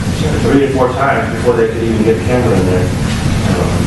That one of the local bases, it took us that long, because everything that was cleaning, they were cleaning the main line, but as they cleaned everything that was, all the laterals, all the silt and everything started coming down, so they had to re-clean it. So it's over and over and over. Here's where I'm talking about with the lift stations, putting generators out of our lift stations. We need to have that as a backup power, especially during rain events, where our lift stations, we need them to be functioning at all times. And I broke it out as far as the years down the line. I just put this as a placeholder. Here you go, as far as when we're thinking about doing some of these improvements for the lift stations. And these are just generators themselves. Like I mentioned, I think this, I'll look at the one down I mentioned. Where's the Riverside lift station at? The Riverside lift station? Yeah, where's that at? When you say Riverside? The Riverside lift station? No, it's about 20 yards past the end toward the park, Oh, toward the river. 471 over on my side of town? Yeah, they pumped that under the river and back up the hill, so. These are some more lease items. Well, the first one's a lease item that we can use at the wastewater treatment plant. If you've been there or if you go there, you'll see everything is elevated. And to get some equipment or get some supplies up to the top, now we're leasing this for, I guess, $1,800 a month. And we'd like to purchase one of these, if not this year, then sometime soon. There's some, in that, tractor that they're buying, did anything be hooked up to the front end loader they use? Or will it not get high enough? I don't know. It would, I could see it being able to get high enough. We would just have to look at getting the weighted back so that it would be safe. A lot of those. I understand, but Yes, sir. you don't want it tipping over, but I know you can, I know you can put like forks on the front of it. Yeah, yes, sir. But again, well, this is not gonna get all that high, but depending on how high you need it, and of course, the amount of weight you're looking at on the front, if you don't want everything tipping over. And to add to what Jesse said too, I don't know how often it's used at the treatment plant. You know, is it used daily, or could there someday, if that tractor's even possibly capable of doing that? Yeah, I know it's 15 feet, that we have, the minimum of 15 feet we gotta get to. You ain't gonna go 15 with a tractor? No, it's not gonna, you're lucky to get over to them. Yeah. Without having a problem. Right. So, how often do you use that? That with, Probably I guess every twice a month, somewhere on there. Maybe twice a day. Twice a day? Oh, okay, well, I'm sorry. So, I mean, you're leasing it by the month, and it's been, y'all had it at the wastewater treatment plant for Since March. since March. you use it twice a day or something? That gets into the, This should have come with the plant. Should have come with the It plant? should have come with the plant. Well, now wait, really, this is not unusual. You purchase equipment with new plants that you need, and that was extended to the city, and the city turned them down. figure it out. And this next one is a pipeline, something that we're definitely overdue on this one. That's an everyday normal practice with wastewater. That's a maintenance system. tool. Yeah, that's the cleaning system for our sewer lines. And this is a small one, which I think is good size for the size city. Say it's generally just a day-to-day issue you need all the Yes, I mean, you look at the sewer lines. Oh, we finally finished with the wastewater. All right, this is the water budget. Responsible for operation and maintenance of the water storage distribution system, including coordination with service installations for the use of the Yeah. That's it. That's it. Road water and it's the It's ubiquitous. and that's why I say these guys got on both sides, water and sewer. And again, you'll see some items that are some more fuel costs, fuel and oil costs that will be taken from the other administration. You said, where did that money go to? What is, explain bench stock to me. Bench stock is our insert of valves, or some of our equipment that we use, or not equipment, but parts that we use for going and connecting lines.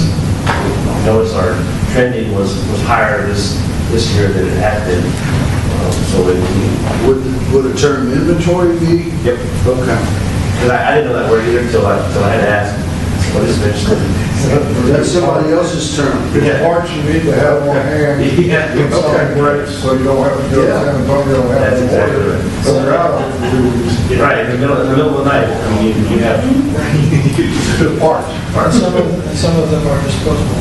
And considering that we're talking about lots of new development, that's going to be a great increase over what you have in the past, because you're going to have so many new connections. We should be planning ahead for that, purchasing that stuff at the appropriate time. You won't be able to be anything because it's new, but you're right, you need to start thinking, okay, in 5 years, we're going to. No, when they build, when the builder builds, he's going to call John for that. He's going to call John and say, hook up my water, hook up my sewer, hook up my gas. You got a permit. I was thinking that The first thing I was gonna ask. You're talking about meters and everything that needs to be done. Bench stock, I've never heard that term used before. We use it in the military. Really? I've heard it all. No? Not on our side. You never heard Not that on the before middle either? side. No, we're not. I haven't either. Oh, I know, line side. Yeah, line side. Inventory, I got. I used it when I was in the vending business because it sounded fancy. Nobody told me what it was. Moving right along, John. Okay. Same thing here, where I had some money where we didn't have money, some on the water and vehicle maintenance repairs. Added more to the safety side for the 500 year before. I don't even have that one. Oh, yeah, dude, I'm sorry.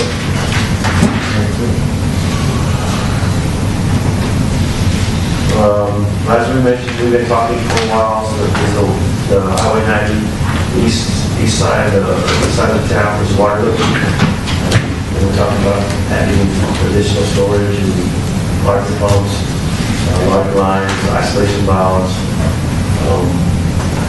And you'll hear more about that from on Tuesday.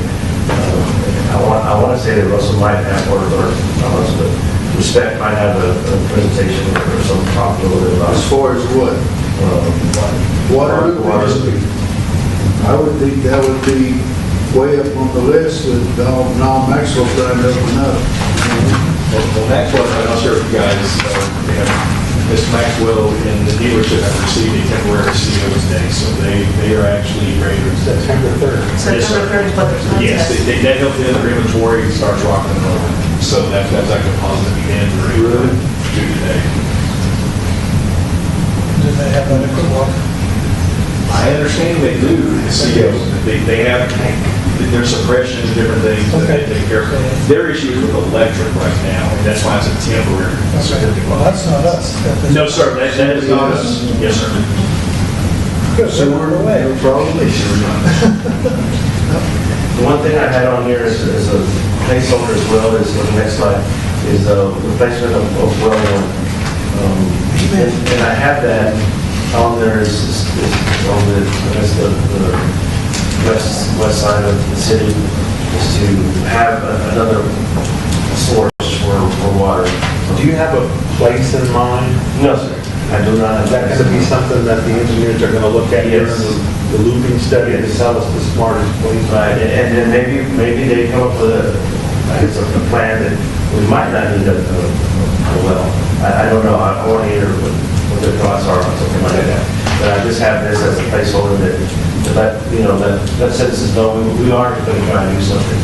Whether it's Best speculation you probably need. getting people, that's why I sell so much. Best speculation is you need a little one on the west side. On the west side?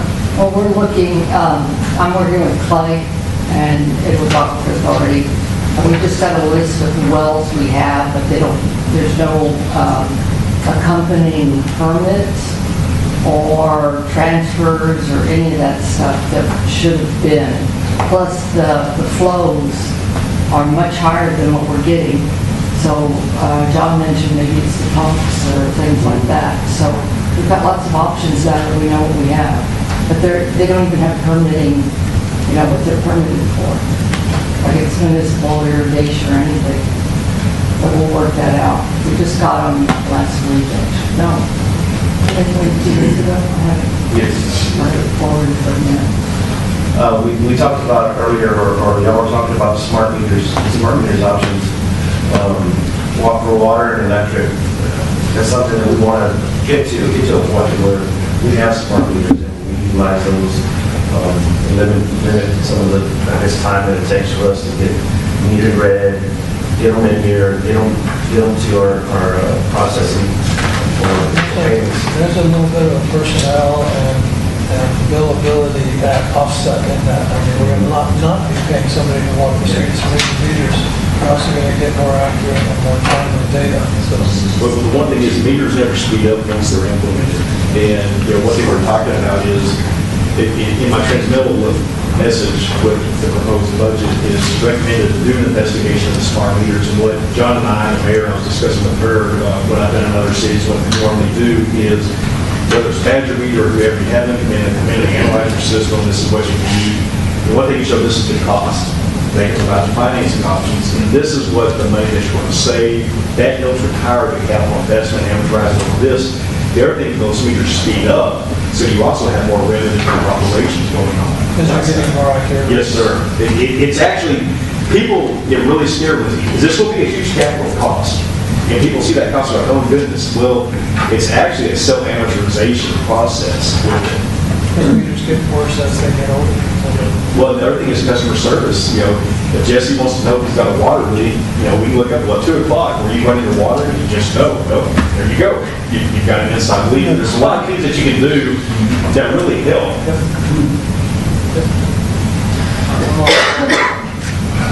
So, and here's this is some of the estimated cost so far. I'm not saying that that's our cost, based on some of the discussions we're talking. We're going to see how that's going to play out.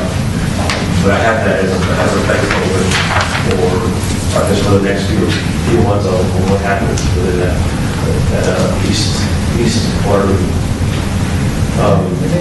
need to keep moving on it, so. Yes, yes, sir. Electric division maintains overhead and underground distribution lines along with electric meters. The division coordinates with CPS and major electrical issues. Also handles new construction, both overhead and underground power lines. Installs and maintains the city lights, which include Highway 90 as well. And as he mentioned, this is one of the, I guess, more balanced, budget revenue-wise. This is another area where we weren't capturing some of the fuel and oil that you mentioned. He asked, we're not looking for more bench stock, more supplies, inventory, to replace, we will replace some of the stuff that we have, that we know about right now. So that's coming from Tom, use more work if we have into it. You got a minus $35 actual in 2018, it's basically we used up everything that's in the store. Yes. And he's been ordering, trying to get more in stock, or get ready so that whenever connections come in, he's ready for those things. Kind of what you were mentioning, Mr. Fire. Also the mapping that I talked about is, I didn't talk about it the other, I want to get our sewer and our water mapped, and our electric, the way our gas, the way it should be. We do have it mapped, but from everything that I've heard and seen, yes, it still needs to be updated. Our guys have added lines or added some, I guess, the infrastructure where it's not being captured, and we want to capture, get an updated map. There's been accuracies too, right? And I split it out. I split the cost out to all 3 different electric, sewer, and wastewater.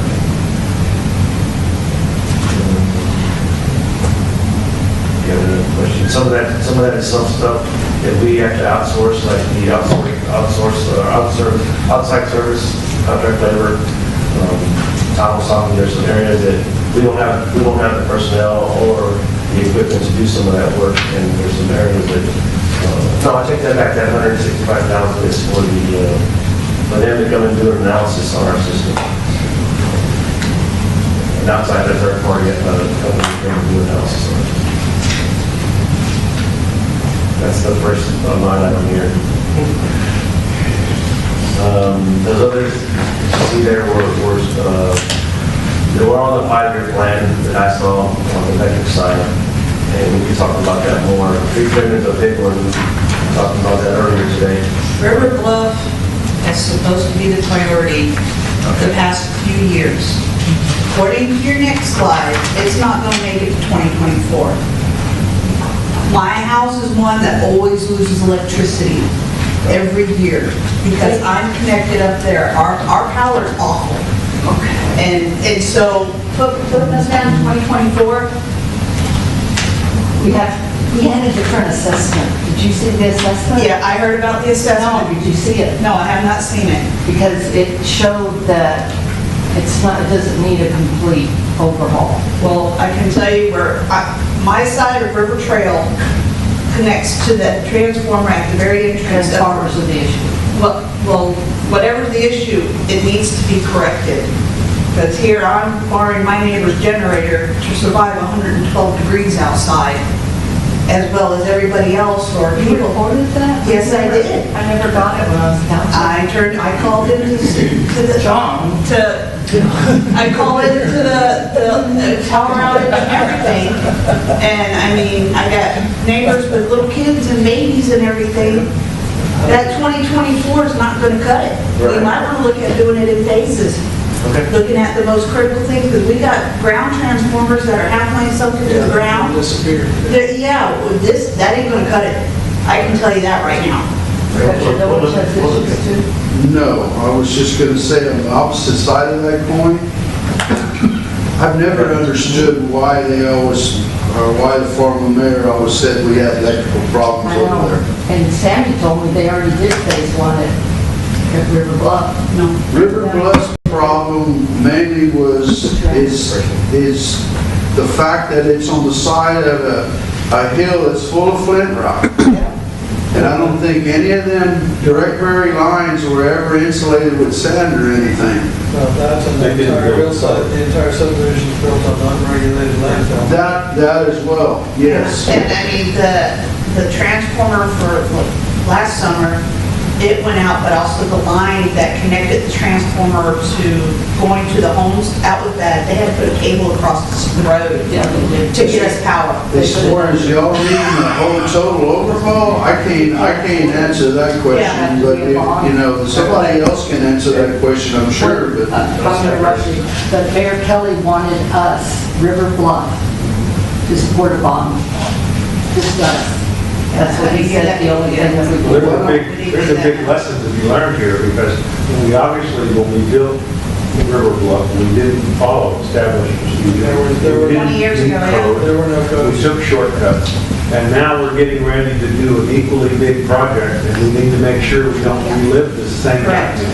There were no codes when River Bluff was If built. they put the power in the ground. It's all underground. It's all underground. Every bit of it. Well, and I like the power under the ground. You don't have to go trim my trees because I got wires hanging down. Correct. No, everything I love it. is underground. Now, some people complain that you ain't got no street lights or night lights on the intersections. That don't bother me. That don't bother me at all. I like it dark. But what, we could flip those around, or John could flip those things around and make River Bluff more of a priority than Country Village, in my opinion. I think Sheena's got a good idea. We should maybe Phase it. put it into phases, spread it out, and try to move, let's move it out. Do something next year. There is phases. One thing is, as John's pointing out, First phase. the first item of their coming back, let's review the payment and update. Within that would be a financing, you know, and I think that's where, as you guys are generating that plan, you can say, okay, well, let's get this portion in River Bluff and those types of things will make it a bit easier, because the challenge we face right now, are we ready to do, I mean, are y'all guys ready to do a $5.5 billion bond? Are we Same ready? thing in Country Village, put it in phases. and spread it out. Right. Well, the problem that we face where we are right now is unless we got 5.5 or 5.6 billion approximately to do it, and we're ready to shoot a bond for it, it's hard to do it right now. I'm just saying, John, is River 2024 Bluff is a not problem? feasible. Yes, ma'am, and I think, I heard it wasn't staff, it was a problem. It is. It is, well, for River Bluff, it is. Is River Bluff a problem? No. A big problem Yes, or a little problem? Not Big all River, problem, no. my estimate, a year ago was $4 million. I Well, originally, the council looked at this, don't see the problem there. I like this. Can you tell me one? About this. several, it's been, I want to say, it was before Mr. Gardner came in as mayor, so it was a ways back. Sammy was here. Yes, we did do a evaluation on both systems. Because there was not as many issues at Country Village, but they wanted to have that looked at.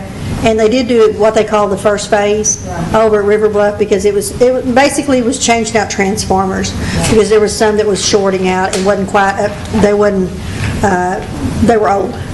Now, there's other phases that we were to go into, but we haven't been able to, in the capital improvement projects, I think they put them in, but this has been a few years ago, and so now it's going to be at least double or tripled, and so we need to look at it Now the again. transformers have to be done again and it's going. Well, and on Country Village, they were having issues with the underground because of the sinking of the transformers and that's what's such. occurring in River Bluff now. And it's the land, but yes. Should we maybe possibly get somebody to reanalyze the situation? He's going to do it. It's in there. Bro, that's over, the challenge, is, I mean, first of all, let me apologize, because I mean, it sucks, I hate it when we start dealing with it. The I mean, problem every is, Sunday morning you have a power if you're line. looking at multiple millions of dollars, we can't just go on this, we have to look at our system. Our system had to be with this plan, which is provide financing options, come back to the utility rate study guide to be able to implement it. And unfortunately, it's just, for whatever reason, this wasn't done previously. And, all I can do is apologize for that, but this gets back to year zero, trying to get it back there. And I understand that, but I'm just looking at, That's way before you have And if there's things we can do now, I agree. If there's something we can do. if we can do it in phases, let's do it in phases. Something that supposedly is very, needs to be taken care of relatively quick. I agree. So how are we going to fund it? That's what I was going to suggest is, It would have to be a bond shop, so. you get a whole new array of options when the development in Alsatian Oaks starts. And you look at the city's financial position over the near term, you begin to get more options Because of Old how you Town can has finance. just as many issues, But keep in mind, a lot of the new development is not going to have our electrical. So we won't be receiving electrical revenue for that. That will be part of it. The money we're going to pay for electricity, this is just me, only from you guys. So probably you're going to have a limited number of people that can do it. And you're going to have significant amounts of capital improvements. And that's going to be a challenge. That's where we got to make sure with the plan and everything. And I understand We should that. also be looking at grants and in-kind contributions from these That's what you said. Yes, the problem you're gonna have with grant is you're too rich. We are too well off. The grants you got, I'm sorry? That's why Kelly told me that River Bluff residents would need to do the participate in paying for it. What I'm saying as far as grants, anywhere for anything, we don't have enough low to moderate income people to qualify for it. That's where they're gonna go, that's why they always go to Laredo, McAllen, Brownsville, Alabama Board. We've got such a low to moderate income population, and we don't have that there. There was an article in the Express and News this morning about housing and how there's no housing for people that can't afford a house over $200,000. There's a lot of stuff over $200,000, but there's nothing in San Antonio area. All the whole 90s under 200. Like 150, I saw, even 100. So our assessment will hopefully tell us more. So we're gonna get it reevaluated, that's what I'm hearing from you. Very good. But I'm sorry, so if we do and it does come out that way, it's going to be a bond. I would assume so most likely. You would have to, I mean, you've got some reserves, but reserves you don't, just don't use them. There could be some small areas that, let's say, machine subdivision or some issues that might make sense to draw down some of it. You have to go the unrestricted fund balance. That would help with O&M and that type of investment. But most likely, the capital cost electric is extremely capital. That would have to be a bond issue most likely. Yeah. Let's hope it's not as big a deal as we think it is. It is. I have people down River Meadow, everything, got transformers sinking into their yards, and the transformers are in their backyards, the gang from, Roy knows, they have to come in and constantly do Band-Aid, so we're wasting even more money. Y'all have lately? It's going to continue to soften on. Because Polly just told me up there, they haven't had any issues. Polly never has any issues, or very few, is what River she's Knoll told hasn't me. that I know of. Yeah, River Trail does. Yeah, so maybe it's just River Meadow a area. part of the Yeah. subdivision. Yeah. Which would save us money. Sorry. There are hotspots you're putting in. Hotspots, there you go. All right, moving on to gas. The gas division is responsible for the purchase of natural gas and coordinating operation and maintenance contracts between the city and CPS Energy. As it stands now, CPS Energy does the gas for us. we're contracted, or they're contracted through us. We get our gas from West Texas Gas. It's kind of anytime we have any issues with gas, CPS is very responsive, coming out and either repairing or the line that someone has hit or even ourselves have hit. Not that much, but sometimes we have. Roy's not effective. And they'll come out and repair them, and of course, they'll bill us if we make a mistake. That's why we have our cases.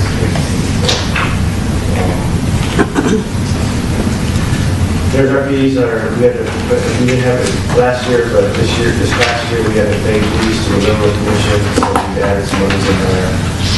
As far as testing, we added monies in, we have to always test to make sure our lives are inspected as well.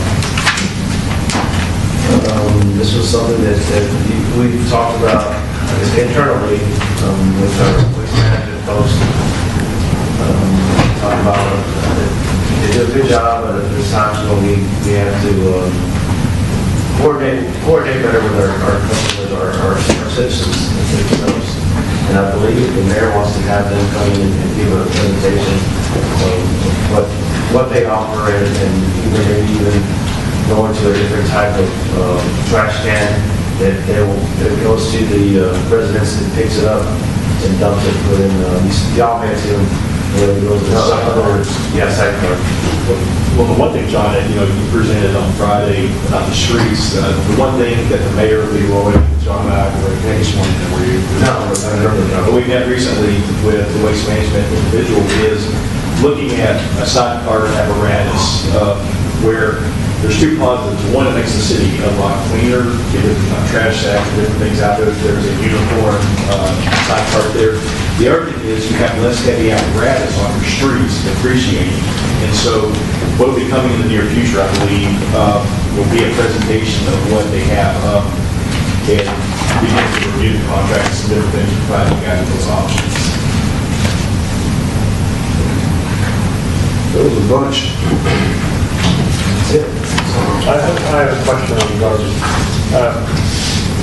As we get more and more residents in the city, is our contract based on the number of customers? So is our contract going to get larger, or are the new customers just going to pay the same rate? How does it work? Because right now, the new customers pay whatever our fees are, so it's the same. Whatever this contract is, whatever the rate is, they'll just begin paying. But sooner or later, Waste Management's going to say to the mayor, we got to have 3 or 4 more trucks. So we're having those early conversations with that. Wow, that would So, come. yeah, And that's going to affect our rates, right? When they have to Well, I think the way that works, Mr. Dyer, also through their investment that they discussed, you extend the contract a little bit further. And so that helps them amortize that investment. So it does keep breaks down some. The one thing is when you have a customer, it actually increases the amount of franchise fees we receive. So there is a revenue aspect from that. And one thing I always like, I know Roy and John like, is I always recommend anytime you have a solid waste fee, a best practice is to earmark those franchise fees for your street infrastructure. That's just FYI. I think that's one thing you talked about was, did you say the weight of the trucks? Yes, the way the trucks are larger. No, I don't know that these trucks really get much damage, but when they do the brush pickup, that crane. That big guy does. That's got footings. And I refer to them as elephant prints all over town. Got little 1-foot diameter depressions and They could put pads down to set those things on, but, you know, Right there on the curb. rocks explode or something like that instead of the he's just got those hydraulic columns. that Right. sits down. outriggers. Is that it? All right. Very Thank you, informative. John. Very much. And you have to understand, these guys are dealing with figures from last year that have no notes to them whatsoever. Nothing. It's just the amount of money and they're trying to figure out what it covers and everything else. So, I know you covered what, 4 different departments here? 6 different departments, excuse me. Well, I have to know. What is that? No, I understand that. I guess and maybe it's just me, but I'm trying to, you got so many numbers in there. I'm wanting to know what the difference was from last year to this year. We can't, because we don't Okay. even know what they bought with those numbers. I mean, Really? we've got numbers, but there's no real. So we ain't gonna know what kind of an transfers. increase in your budget we're gonna have? Well, I mean, all of them combined? When it's all said and done, then we propose the budget, you'll have the exact, what was currently adopted, what we're kind of bringing in. That's, yeah. And what we're proposing. You have to keep in mind, this year's gonna be an artificially low number, Right. just because of turnover, different things, or lack of projects moving forward.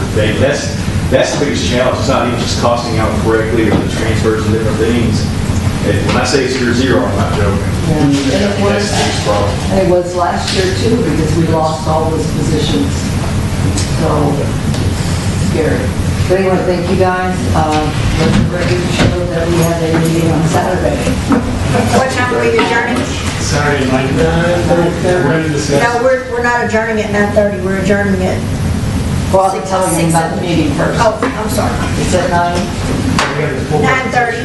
We're going to discuss general fund revenues, from sales tax to admin taxes to pool fees. and so forth. For just the general fund, because it's Yes. so big. How long do you estimate Saturday meeting is going to last? No longer than maybe an hour and a half max. That sounds good. I got a birthday party to attend. I'm not feeding you lunch, let's go to My bed. granddaughters. We're going west. I mean, what do you want? I had said that I will not be here. I'll check, see what. Rule presentation as well, but I'll have to check with my social. I don't think so. All right, so let the record show that we have adjourned at 6:36. 6:36. Thank you. Thank you all. I'll see you tomorrow.